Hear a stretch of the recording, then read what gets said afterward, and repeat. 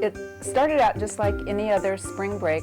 We were heading to Gleneden Beach at the Oregon coast. We were staying in a condominium there. We just arrived and unpacked, and we're having lunch.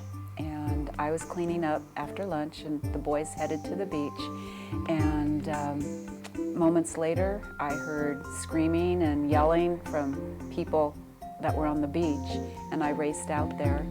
And they said 2 boys had been injured, and that minute I knew it was my 2 boys. Just something a mother knows.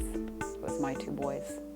So it's like that feeling when you're dreaming and you're rushing through the sand, and I'm trying to run, and it was like slow motion.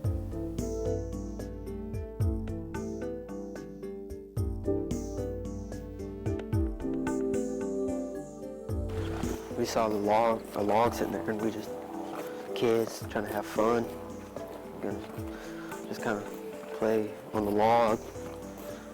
We didn't think that the water was coming in, and I didn't really pay attention, but now that I think of it, yeah, the tide was coming in.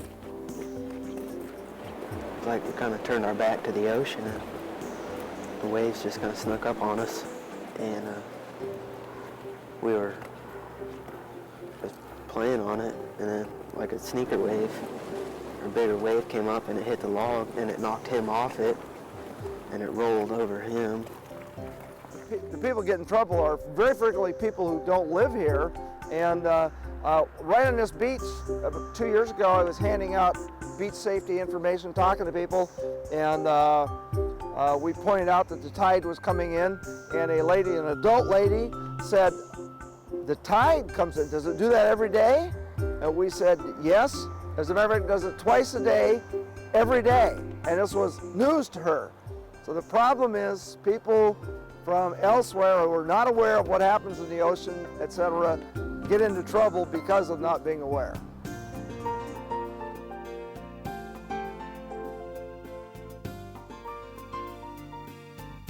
Oregon's beautiful beaches offer plenty of opportunity for our many visitors. Whether your hobby is hiking, biking, building sandcastles, or just walking the beach, the Oregon coast has plenty to offer. However, it is important to remember that the ocean can be as dangerous as it is beautiful. Visitors that forget about the hidden dangers of Oregon's beaches can find themselves in some scary situations. Remind your parents of these safety tips when you visit the beach. Always keep an eye on the ocean. Watch out for sneaker waves. Sneaker waves can appear suddenly. They often come rushing high up on shore with deadly force. Please don't play on the logs, especially logs on wet sand or in the water. The ocean is strong enough to pick up even the biggest log and plop it down on top of you. Remember, stay off logs in the surf or on wet sand. Be aware of incoming tides. Because tidal pools can be so interesting, you might lose track of time. Make sure you know when the tide is coming in so you don't end up stranded. Get free tide tables at state park offices and information centers and many shops and motels. Be careful on cliffs and rocks. Ocean spray and rain can make them slippery and unsafe.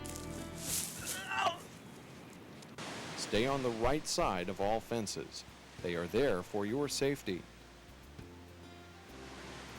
It doesn't look all that dangerous, but the power of the ocean can turn deadly.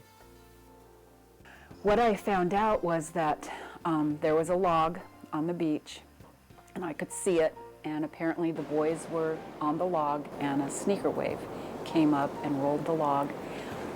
The log rolled on Grant's legs, causing him some injuries, but Jacob fell and hit the back of his head, and he just looked like he was laying there asleep. And you just know that when those paramedics come, you know that everything will be all right. And it was real hard. It's real hard. These 2 logs are both examples of things that people think, gosh, these logs would never move. They couldn't be floated. and yet they can be. If they were closer to the water right now, they'd be very, very dangerous. But of course the tide will come in and they will be closer. They look sturdy, and yet it doesn't take much to float them. About 4 to 6 inches of water will float it enough so if somebody falls off and the log rolls, it's adios. Both of these logs probably weigh in excess of 10,000 pounds. And that's more than enough to crush somebody badly.